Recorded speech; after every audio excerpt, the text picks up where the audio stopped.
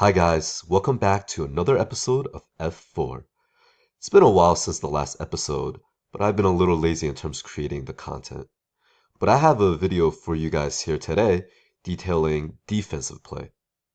Recently, I ended up buying a Lava Hound from the shop for 40k gold, and I've been learning how to pilot these Lava Hound decks that seem so popular on ladder, challenges, and tournaments.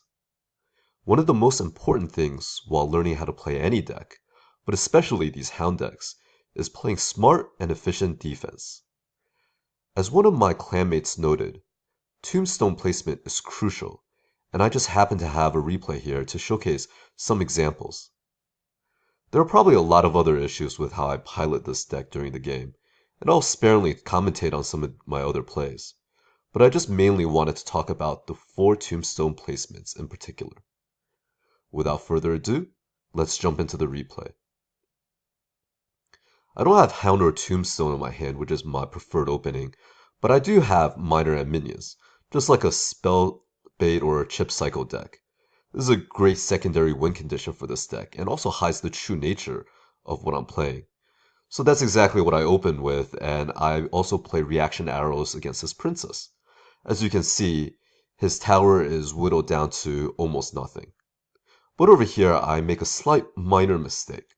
I hover the Mega Minion for the Valkyrie, but I should have known better than for the opponent just to let his Valkyrie, just die for nothing. So as he placed the pig, I panic a little bit and I swap back to Tombstone placement number 1. So in terms of this Tombstone, I was a little panicked because I was worried that my reaction wasn't quick enough to do a max pig pull.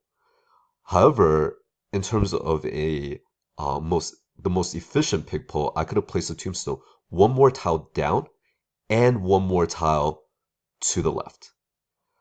However, because of my delayed reaction, because I was hovering the Mega Minion, I plopped the Tombstone down where it was just to make sure that I could actually pull the hog. In reality, even if I was panicked, I should have probably placed the Tombstone one more tile down.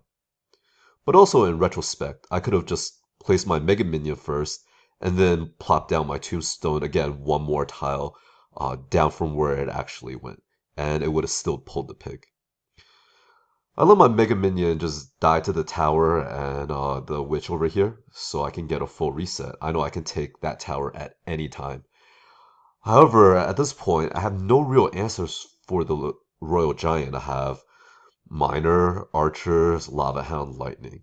So what I do is I play my Archer slightly behind my tower so it will start sniping off the skeletons as they walk forward, and use Lightning to take out both the Witch and damage and stun the RG. At this point, I know my Archers, unless he plays some sort of interference, will just straight up take out the tower. He does play his Princess, and I end up arrowing the Princess down, as well as his right-hand side tower. One more mistake that I made was that I should have also targeted his King Tower in the radius of the arrows. Would have done a little extra damage, but it didn't really matter at this point. We do a full reset, and one thing is that I knew I was behind on Elixir, so I'm not really sure why my opponent was wasting Elixir like that.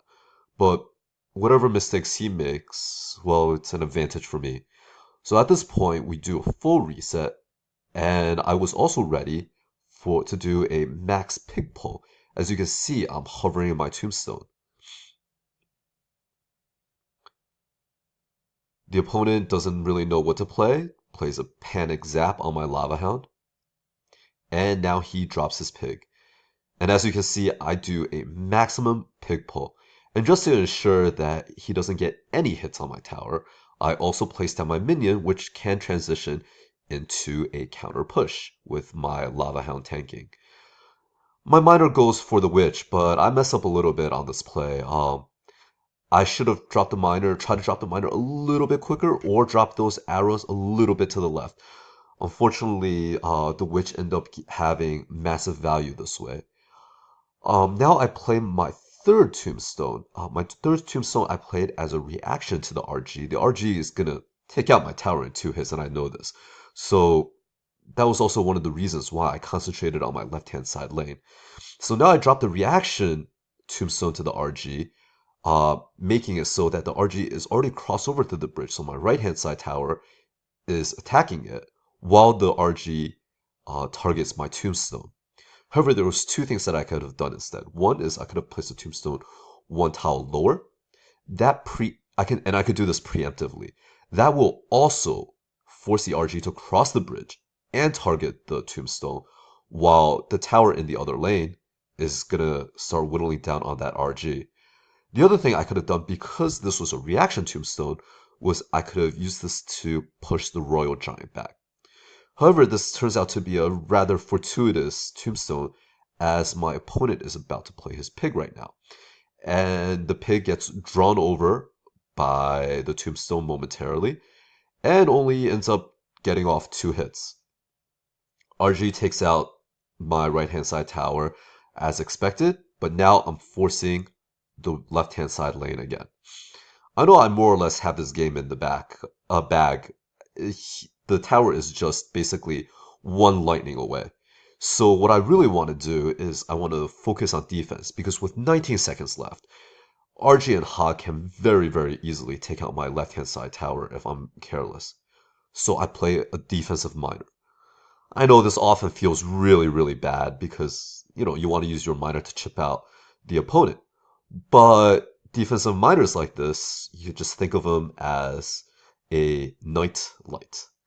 So now the opponent puts down his Royal Giant smack in the middle of my base. I do have my Mega Minion targeting the Royal Giant, but it's going to die in a couple of hits to the Witch, and my miners also get pinged away by those little skeletons. So what I do is, in about a second or two, I place down the Tombstone that I'm currently hovering. I'm going to push back the Royal Giant, forcing him to retarget on my Tombstone, and it momentarily pulls the Hog in that mid direction at the same time. It just gives me slight extra bit of time, just in case if I was too low, to get off my lightning spell to secure my win. And that's it for this game. It's a slight showcase on different things that you can do with Tombstone. Obviously, I still personally have a lot of work to do on my Lava Hound game, but I hope this helped everyone else out. Thanks for watching another episode of F4, and I'll catch you guys next episode.